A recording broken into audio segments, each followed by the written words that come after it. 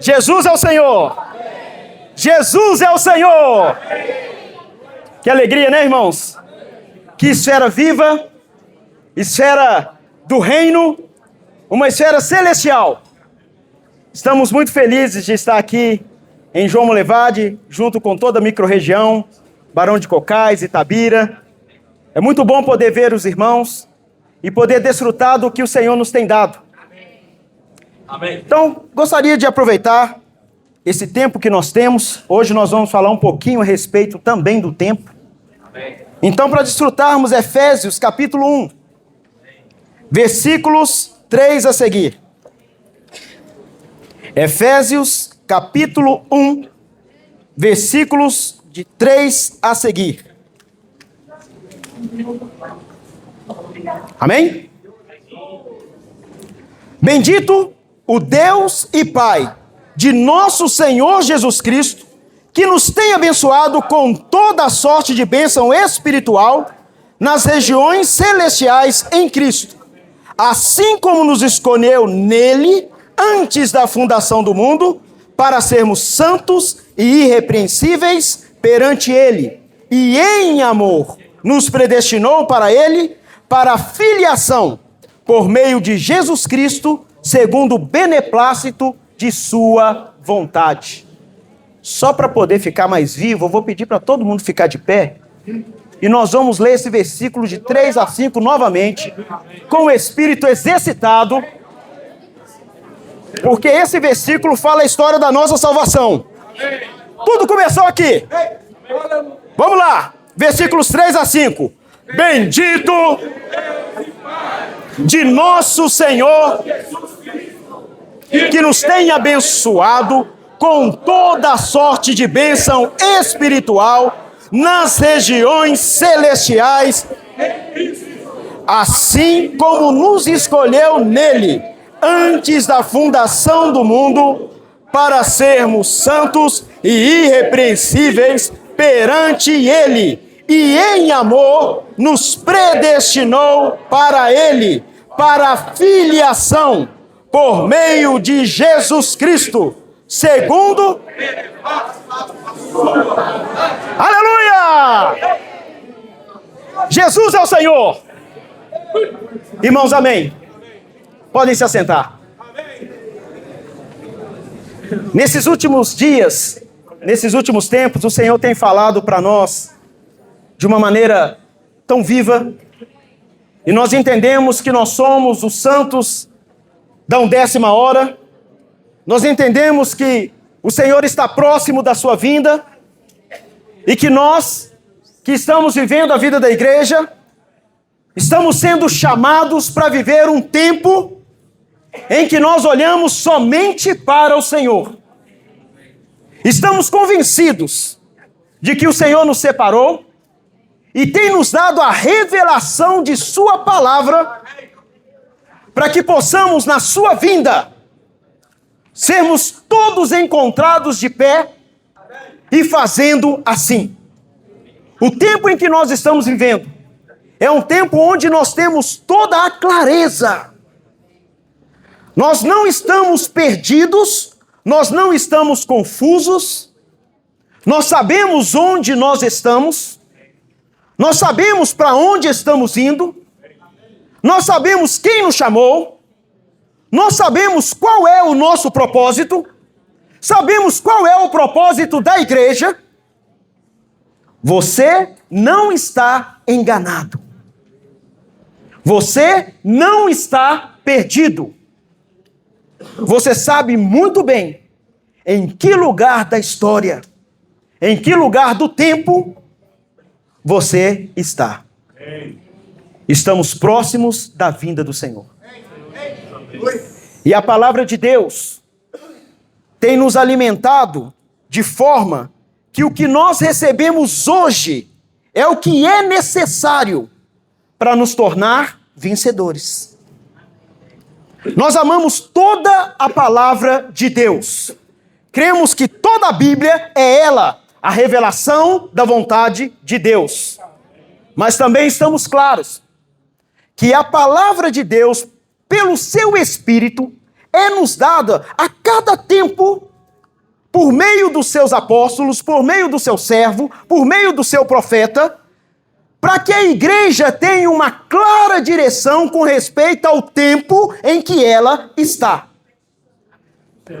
A essa porção da palavra que nós recebemos no tempo, nós chamamos de palavra profética. Que é a palavra que tem o que é necessário hoje para vivermos a vida da igreja, para vencermos os desafios do tempo em que nós vivemos e para poder cumprir a vontade do Senhor. Então, irmãos, toda palavra que você tem ouvido nesses últimos dias é o que você precisa, é o que eu e você precisamos para poder vencer os dias atuais. Existem conflitos lá fora? Muitos. O mundo está atribulado? Está. O mundo está doente? Está. Mas a igreja está viva, clara e cônscia de qual é o seu propósito. Então, só de você estar aqui, você é bem-aventurado. Mas você não está aqui somente para ser alimentado com palavras bonitas, com palavras boas, para que você aumente o seu conhecimento. Você está aqui para ser energizado. Está aqui para ser encorajado, avivado, curado, fortalecido. Para que possa, juntamente com os outros, viver, estar na mesma sintonia, na mesma fase. Para que o Senhor possa te usar de uma maneira livre. De uma maneira abundante. Então vamos nos achegar, vamos acolher com toda simplicidade, vamos acolher com o coração liberado, com o coração puro, a palavra que Deus tem nos dado. E nesses últimos dias o Senhor nos trouxe de volta ao princípio. Ele tem nos mostrado a nossa origem, para que possamos saber onde estamos e para onde vamos. Então, lá em Gênesis capítulo 1, procure aí na sua Bíblia, se você não achar Gênesis capítulo 1, nós vamos orar com imposição de mãos. Gênesis capítulo 1, versículo 1. No princípio, criou Deus os céus e a terra. No princípio, criou Deus. Essa palavra no princípio é a origem. Bereshit, no hebraico, que quer dizer o início. Gostou? Bereshit. Eu treinei muito para poder falar. Que quer dizer início, que quer dizer origem. E nós vimos que essa origem é a origem do tempo. Então, quando nós entendemos que houve um início, então nós precisamos entender também o que havia antes do tempo. Se há um início do tempo, existe um processo, um desenvolvimento e, por certo, há também um fim. Então essas três perguntas nortearam para nós as últimas mensagens, mostrando o que havia antes do tempo, qual é o propósito do tempo e qual é ou quanto dura o tempo. Quanto tempo o tempo tem? Essas três perguntas nos instigaram e mexeram conosco e nos trouxe revelações maravilhosas com respeito à vontade de Deus. Para nós entendermos o propósito do tempo, nós entendemos que antes do tempo só havia Deus. Amém. Nós falamos de tempo de acordo com o conceito, de acordo com a visão limitada que nós possuímos. Mas Deus é eterno. Ele habita a eternidade. E eu quero ler alguns versículos, Isaías 57, versículo 15. Isaías capítulo 57, o versículo 15. Fala assim: porque assim diz o alto, o sublime, que habita a eternidade, o qual tem o nome de santo. Habito no alto e no santo lugar. Mas habito também o contrito e abatido de espírito, para vivificar o espírito dos abatidos e vivificar o coração dos contritos. Mas a parte que nós vamos nos atentar aqui é: porque assim diz o alto, sublime, que habita a eternidade. Agora põe aí no Salmo 90. Salmo capítulo 90, de número 90. versículo 2. Antes que os montes nascessem e se formassem a terra e o mundo, de eternidade a eternidade, de eternidade a eternidade, amém. Ele é aquele que habita a eternidade, ele é antes do tempo, ele preenche todas as coisas, de eternidade a eternidade. No passado nós tínhamos um conceito, nós usávamos a expressão eternidade passada e eternidade futura para poder nos posicionar, para poder nos orientar com respeito àquilo que é eterno, a essa dimensão eterna. Nós temos a eternidade, então ainda na eternidade, onde Deus habita, onde Deus é a própria eternidade, ele tensionou no seu coração, ele teve um anelo, um desejo, um suspiro. Deus quis algo. Ainda na eternidade, antes de criar o tempo. E esse anelo, esse suspiro, esse desejo de Deus, ele veio para que ele pudesse se cumprir. Deus criou. Então, quando Deus criou, quando Deus estabelece, quando Deus cria, inicia, se estabelece o tempo. Então, o tempo existe para cumprir a vontade de Deus. Para que seja realizado, para que seja feito aquilo que Deus colocou, ou aquilo que existe no seu coração desde a eternidade. Entende, irmãos? O propósito de Deus, não sei se eu posso usar esse termo, ele nasce ainda na eternidade, antes de haver o tempo. Mas quando Deus quis que esse propósito se manifestasse, para que ele se torne real, para que ele se cumpra, então Deus cria o espaço-tempo. Ele cria e a partir da sua criação inicia-se a contagem do tempo. Então o tempo existe para que esse propósito, que nasceu na eternidade, possa ser executado. Então todo o tempo que existe só tem um objetivo: que a vontade de Deus seja feita. Diante disso nós podemos perceber o quanto o homem está perdendo tempo. Sim. Porque se o tempo existe para o cumprimento da vontade de Deus, quem não está envolvido, engajado nessa vontade, está perdendo tempo. E o meu temor é que muitas vezes na própria igreja nós ainda não compreendemos a necessidade de nos envolvermos por completo. Nós ainda consideramos o tempo precioso para nós mesmos e ainda giramos em torno, achamos que tudo isso gira em torno de nós mesmos. E o tempo passa e nós não nos entregamos ao Senhor. E o tempo passa e nós não nos consagramos ao Senhor. E o tempo passa e a vontade de servir ao Senhor fica no passado, porque o tempo é medido assim, passado, presente e futuro. Então eu quero, com todo o amor, com todo o respeito, admoestar a igreja a não perder tempo. O que tem que ser feito, faça agora. Porque ainda temos ao nosso favor esse tempo criado para que eu e você possamos ser envolvidos naquilo que Deus quer, naquilo que está no seu coração, desde a eternidade. Provérbios capítulo 8. Provérbios 8, versículo 12.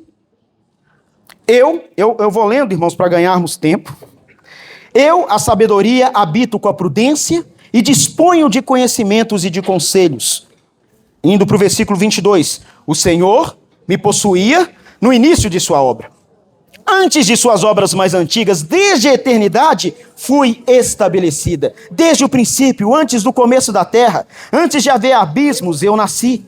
E antes de haver fontes carregadas de águas, antes que os montes fossem firmados, antes de haver outreiros, eu nasci. Ainda ele não tinha feito a terra, nem as amplidões, nem sequer o princípio do pó do mundo. Quando ele preparava os céus, aí estava eu.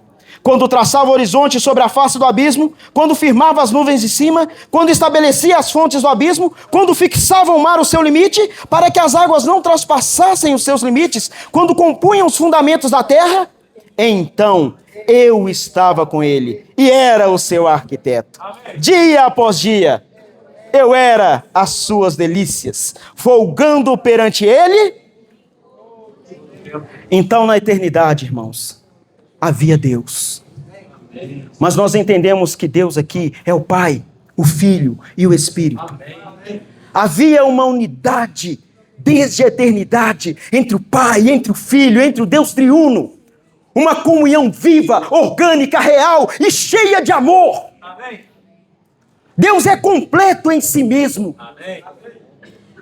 Ele estava no princípio com Deus. Quando nós falamos que Deus habita a eternidade, nós nos referimos ao Pai, mas também nos referimos ao Filho. Amém. E essa comunhão eterna que existe nele, essa comunhão de amor, essa unidade que existe de eternidade a eternidade, foi que gerou esse propósito. Amém. Então, dentro do anelo do Pai, dentro do seu desejo, o Filho é a sabedoria. Efésios 1. Vamos voltar em Efésios 1. Efésios capítulo 1, versículo 3.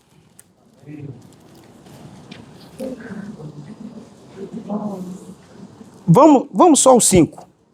Nos predestinou para ele, para a filiação, por meio de Jesus Cristo, segundo... Leiamos também Romanos, capítulo 8, versículos 33 a 36. Quem tentará, Romanos 11. Romanos 11, 33 a 36. Ó profundidade da riqueza, tanto da sabedoria como do conhecimento de Deus. Quão insondáveis são os seus juízos e quão inescrutáveis os seus caminhos. Quem, pois, conheceu a mente do Senhor, ou quem foi o seu conselheiro? Ou quem primeiro deu a ele para que ele venha a ser restituído? Porque dele, por meio dele... A ele, pois, a glória eternamente. Amém. Amém. O Pai desejou, mas dentro do seu desejo, tudo aquilo que ele intencionou, ele propôs no Filho. Todo anelo, sentimento, aspiração, inspiração, desejo, suspiro, o desejo de Deus de ter algo foi proposto no Filho. O Filho é a sabedoria de Deus. Por isso que lá em João capítulo 1, fala que o Filho é o Verbo. Irmãos, isso é tremendo. O que é verbo? Verbo é logos. O que é logos? Logos é a expressão de uma ideia, de algo que existe. Se o Filho não tivesse nos revelado, nós jamais poderíamos conhecer a vontade do Pai. Ó, profundidade da riqueza! Quem conheceu a mente do Senhor? Quem é capaz de sondá-lo? Quem é capaz de entender aquilo que está no coração do Pai? Quem é o homem finito para poder conhecer a vontade, ou a intenção, ou o suspiro, ou o anelo, ou o desejo do Pai que habita a eternidade? A distância que existe entre homem e Deus é enorme. Há um abismo entre homem e Deus, entre divindade e natural. Mas através do Filho, porque Ele propôs no Filho. Através do Filho, aquilo que está no coração do Pai é conhecido. Por isso o Filho é o Verbo, ele verbaliza, ele traz à tona, ele revela, ele identifica, ele apresenta o coração do Pai. No princípio era o Verbo estava com Deus e o Verbo era Deus. Amém. Ó Senhor Jesus! Amém. João, capítulo 1.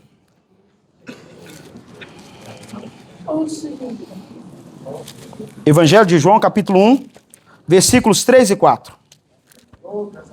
Quem achou aí pode ler. Todas as coisas foram feitas por intermédio dele, e sem ele nada do que foi feito se fez. A vida estava nele. E a vida...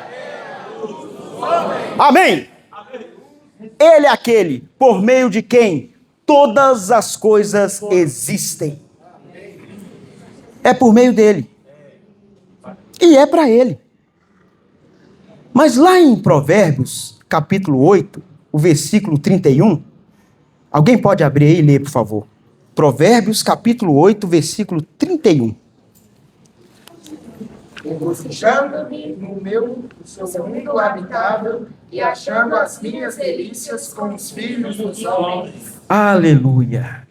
Aprove Deus incluir o homem. Nessa unidade, nesse amor, nessa comunhão que era eterna, aprove Deus incluir o homem. O prazer, o desejo de Deus é que o homem pudesse fazer parte da sua natureza, Amém. da sua comunhão, Amém. dessa unidade. Efésios capítulo 1, versículo 5. Perdão. 4 e 5. Assim como nos escolheu nele, o quê?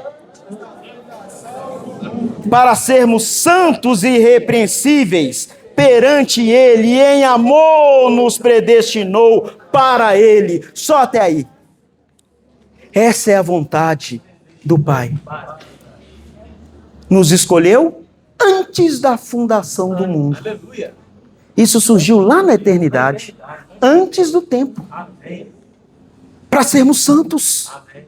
Esses santos aqui não é simplesmente separados, mas é santificados, é cheios da vida e da natureza, cheios de justiça, cheios da verdade, Amém. cheios do Espírito, totalmente cheios dele, para vivermos diante dele, perante ele. Isso foi feito em amor, não por obras. Quando Deus nos escolheu? Antes da fundação do mundo. Quando Ele nos quis? Antes da fundação do mundo. No Filho. Então, antes de haver a queda, eu e você fomos escolhidos. Amém. Antes de haver o pecado, eu e você fomos escolhidos. Antes de você fazer qualquer coisa que pudesse agradar a Deus, você foi escolhido. Antes que você fizesse qualquer coisa que pudesse desagradar a Deus, você foi escolhido. Isso não é maravilhoso? Então não depende das suas obras. Não depende do que você faz. Não depende da sua beleza. Porque se dependesse, eu estava bem demais. Que diga minha esposa. E somente é. Mas não depende, irmãos, da força. Pelo menos ela. Nada que você faça, nada o que você fizer ou deixar de fazer vai mudar uma escolha que foi feita antes. Essa é a bênção do Pai. Irmão, você precisa se regozijar com isso. O Pai te escolheu ainda na eternidade. A comunhão linda, maravilhosa, o amor, a unidade que existe entre o Pai e o Filho na eternidade. Aprove a Deus incluir você. E todo o tempo existe, e tudo foi criado para que você pudesse, no Filho, porque tudo está proposto nele, participar dessa unidade. É por isso que o Filho fala: eu era suas delícias, mas eu no seu mundo habitável folgava com os filhos dos homens. De um lado ele é o prazer de Deus, mas de outro você em Cristo é o prazer dele. O bom prazer, isso é o seu beneplácito. É o seu bom prazer e ele tem prazer nisso. Ele tem prazer em te santificar. Esse propósito é ou não é maravilhoso? Por isso, irmãos, que lá em Abraão, vocês lembram da mensagem, a bênção de Abraão? É por isso que Abraão, lá no capítulo 15, quando creu em Deus, isso foi-lhe imputado como justiça. Lembra que Abraão estava um pouco confuso, né, com aquela situação? Deus havia chamado Abraão, um homem que revelou um coração, uma busca pelo Deus verdadeiro, saiu do mundo de idolatria, recebeu a revelação, as aparições do próprio Deus, e à medida que Deus aparecia para Abraão, Abraão seguia. Mas aí chega um momento que Abraão já possui riquezas, já possui tudo, mas ainda não tem herdeiros. Então isso era um conflito para Abraão.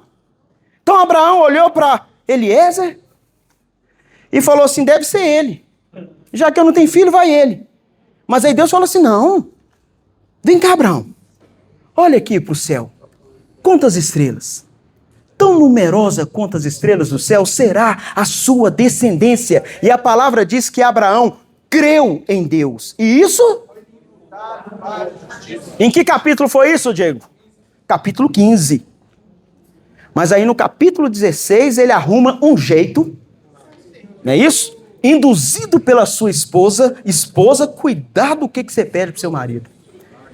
Não é isso? Virou para Abraão e falou assim, Deus prometeu foi para você, talvez isso não me inclua, está aqui a minha serva, toma ela, o filho que nascer será o seu herdeiro, será como o nosso. Nasce Ismael. Abraão perde durante 13 anos a presença ou a aparição de Deus. Depois de 13 anos, Deus aparece novamente para Abraão e fala, anda na minha presença e ser perfeito. Eu sou o Deus Todo-Poderoso. Eu sou o El Shaddai. Eu sou aquele que não precisa da sua mão. Eu não preciso da sua força. Eu não preciso das suas obras. Eu não preciso do que você faz. Eu sou autossuficiente. E eu posso fazer tudo o que precisa para mim e para você, Abraão. Você crê nisso, Abraão? Mas Abraão já tinha crido no capítulo 15. Imagina, irmãos, se ele não tivesse sido justificado pela fé no capítulo 15, você acha que pelas obras ele seria no capítulo 16?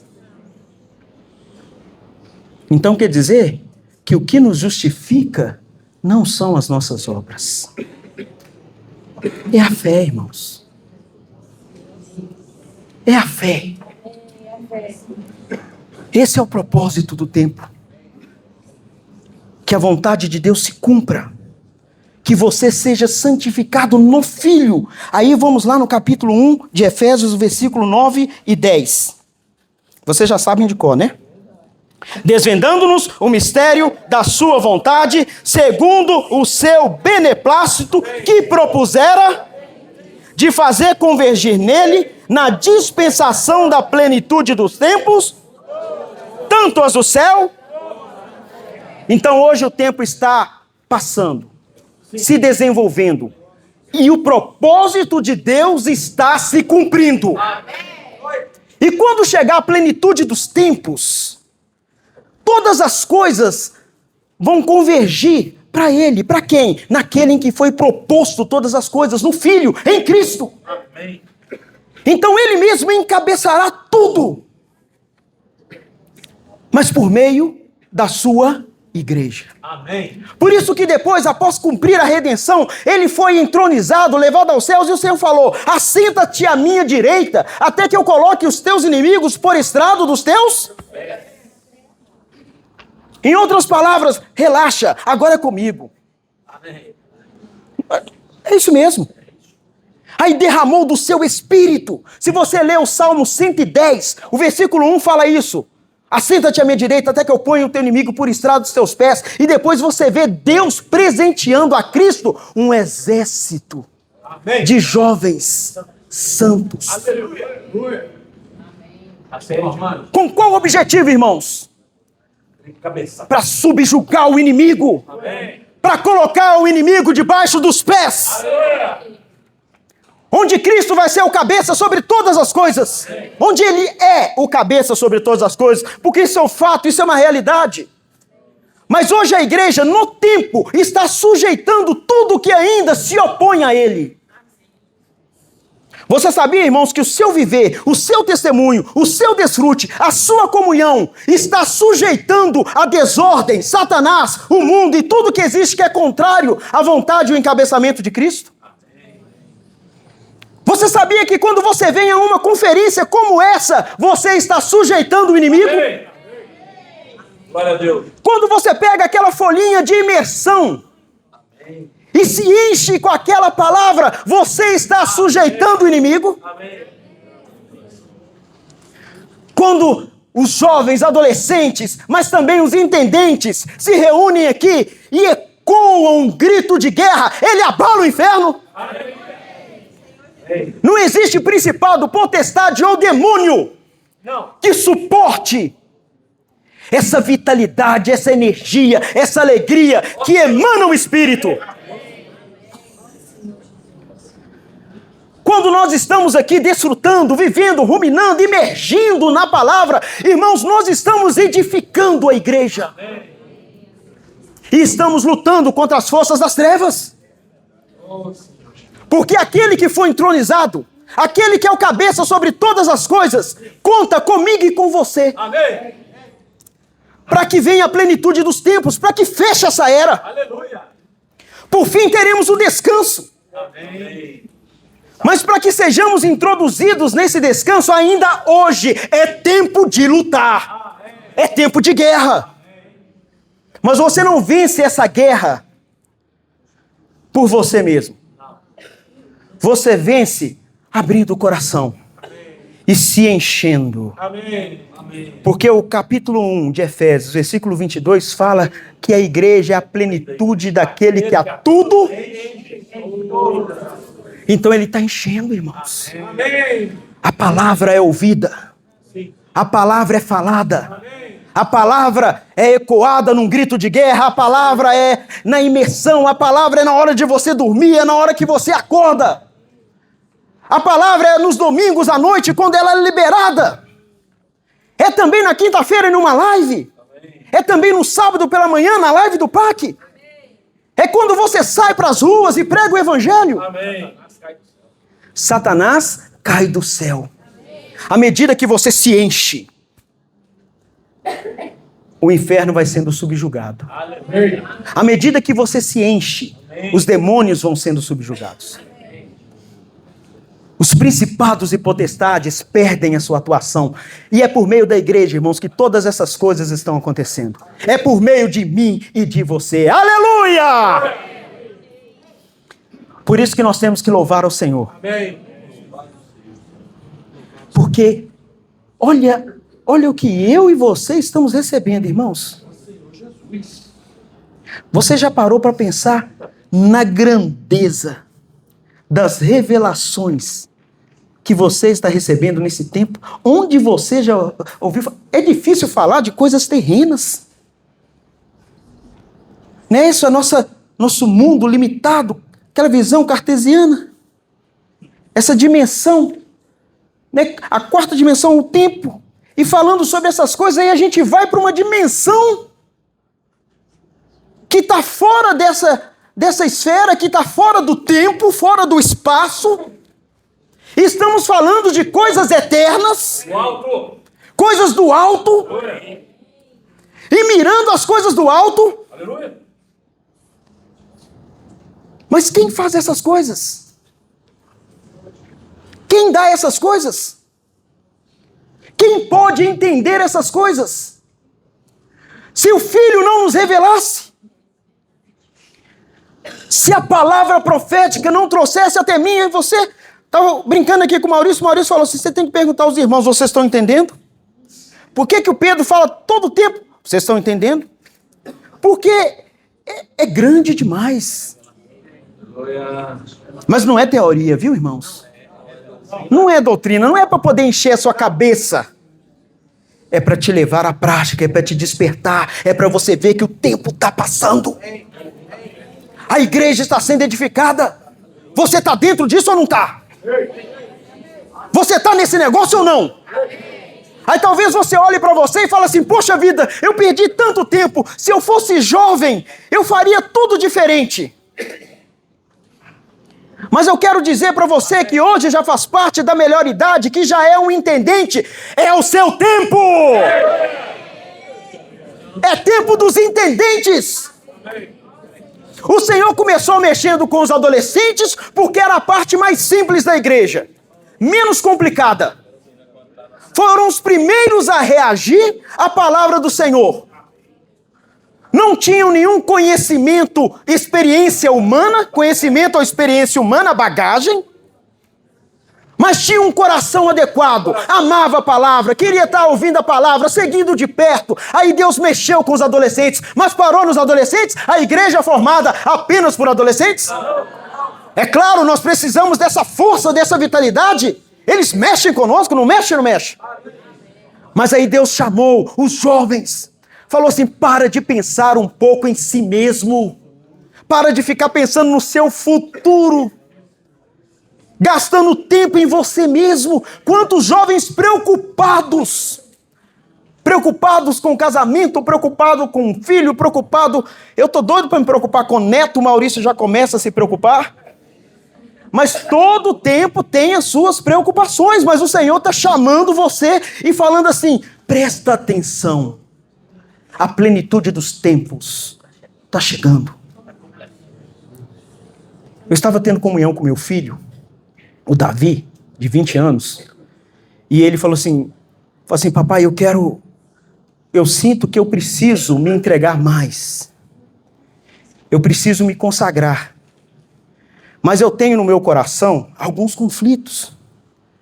Porque eu sei que eu sou jovem ainda, mas eu já deveria estar ingressado na faculdade, eu deveria estar entrando no mercado de trabalho, e agora as oportunidades estão chegando. De um lado eu quero me consagrar, mas de outro também eu preciso me envolver, preciso fazer, não é isso? Movimentar.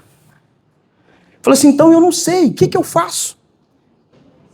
Eu falei assim, porque eu tenho medo, se eu sair agora, aí daqui a 2 anos, eu me consagro 2 ou 3 anos, e quando eu voltar, aí eu vou estar no mesmo estágio que eu estou agora, aí, poxa, perdi 3 anos. Eu falei assim, quando que servir ao Senhor é perder tempo? Você está na melhor fase da sua vida. E aproveita, entregue. Muitos gostariam de ter a oportunidade da melhor fase da sua vida, se entregar ao Senhor. Se você pode fazer isso, se você tem uma cobertura por trás de você, vai! Que seja 2, que seja 3 anos, que seja até a vinda do Senhor. Mas se daqui a 2, 5 anos você voltar, você ainda é jovem, e que importa? Começa daí. Mas não perca tempo. Pelo contrário, o tempo em que você doar para o Senhor não é tempo perdido, é algo que contabiliza para aquilo que é eterno.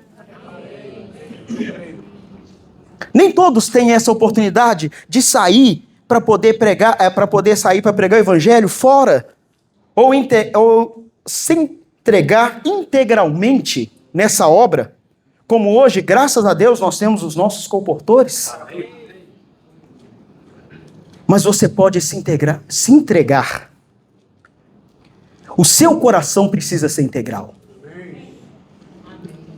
A sua disposição precisa ser pelo Senhor. Se você não pode sair para poder pregar o evangelho, o seu trabalho tem que ser para o evangelho. Amém. Me permita falar isso, irmãos. Amém. Até quando nós vamos viver em torno de nós mesmos? Será que nós não entendemos ainda que tudo que nós somos ou que tudo que nós possuímos é para o reino? Aleluia. É para o propósito do Senhor? Até quando essas palavras vão ser mera teoria em nossos corações? Se você trabalha, o seu trabalho é para o Senhor. Se você estuda, o seu estudo é para o Senhor. Se você serve integralmente, o seu tempo integral é para o Senhor. Tudo é para Ele. Mas a nossa disposição mental, o nosso coração precisa mudar. Nós precisamos entender a urgência. Ó Senhor Jesus. O Senhor restaurou para nós, irmãos, nesses últimos tempos, a palavra profética, os serviços, os dons na igreja. E restaurou também o ministério de oferta de riquezas materiais. Tudo isso mostra a urgência. Tudo isso mostra como o Espírito está agindo na sua igreja para que se concretize logo esse tempo. Amém. Amém. E quanto mais a igreja age, quanto mais a igreja reage, mais as coisas acontecem. Irmãos, todas essas coisas que estão acontecendo aí fora, conflitos políticos, guerras, rumores de guerra, tudo isso que está acontecendo, irmãos, é acionado pela igreja. A igreja reage à palavra, então libera uma fase no mundo. É igual um joguinho de videogame, você vai passando de fase e vai liberando os negócios. À medida que a igreja reage, as coisas no mundo acontecem. Por isso que nós ouvimos falar sobre o cavalo branco que saiu vencendo e para vencer. Primeiro o evangelho vai. Ele está à frente. E à medida que ele cavalga, à medida que ele avança, aí vem as coisas no mundo acontecendo. Então o mundo vai cumprir a sua parte à medida que eu e você cumprirmos a nossa. Então não se assuste com o mundo.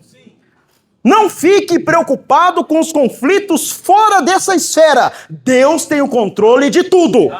A sua porção está aqui. Se encher da palavra. Se ouvirdes atentamente, ouvirdes diligentemente a minha voz. Não que por nós mesmos, irmãos, sejamos capazes de obedecer ou cumprir a vontade de Deus. Foi assim com o povo de Israel. Eles ouviram a palavra, mas logo ao ouvir, não trouxeram para o coração e já falaram que eram capazes de fazer aquilo que Deus havia determinado. Mas a obediência, irmãos, não vem pelo nosso querer. A obediência é um processo, a obediência é o resultado de se encher da palavra. Amém. Amém. Quanto mais você ouve, quanto mais você se enche, mais obediente você se torna. Segundo aos Coríntios.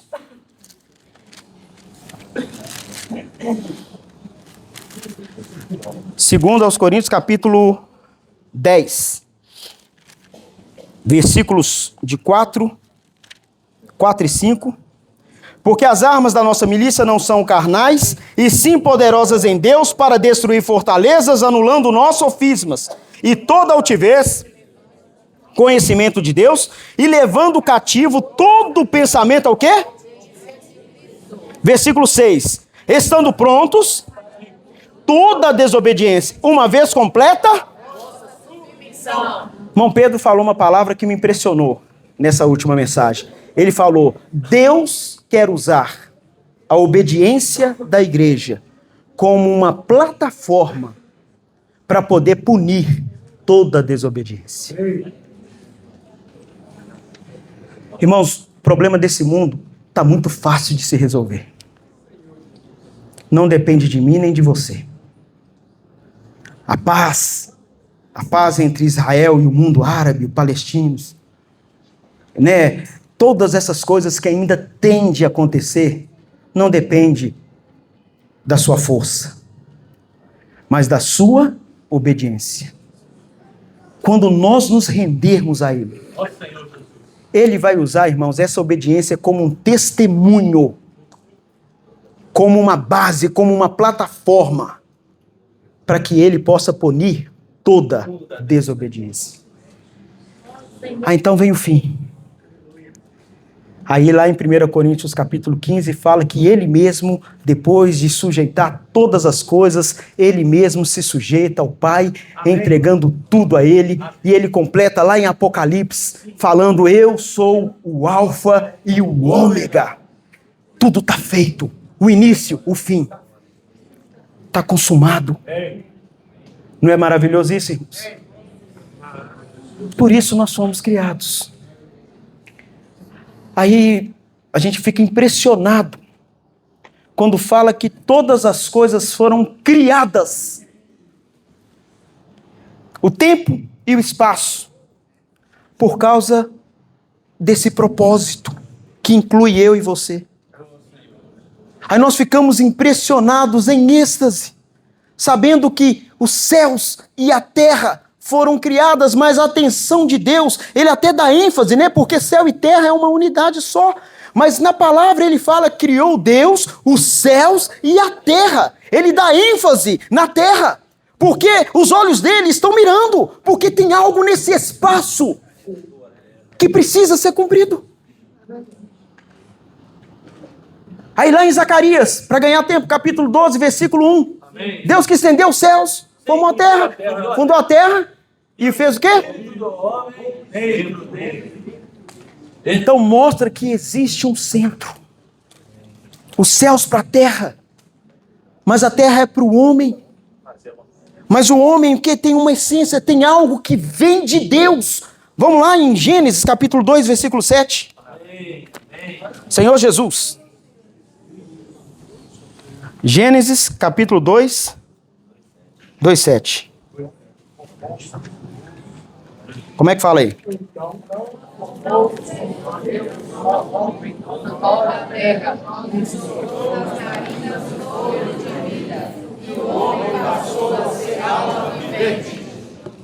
Então Deus cria o homem com corpo, alma e espírito.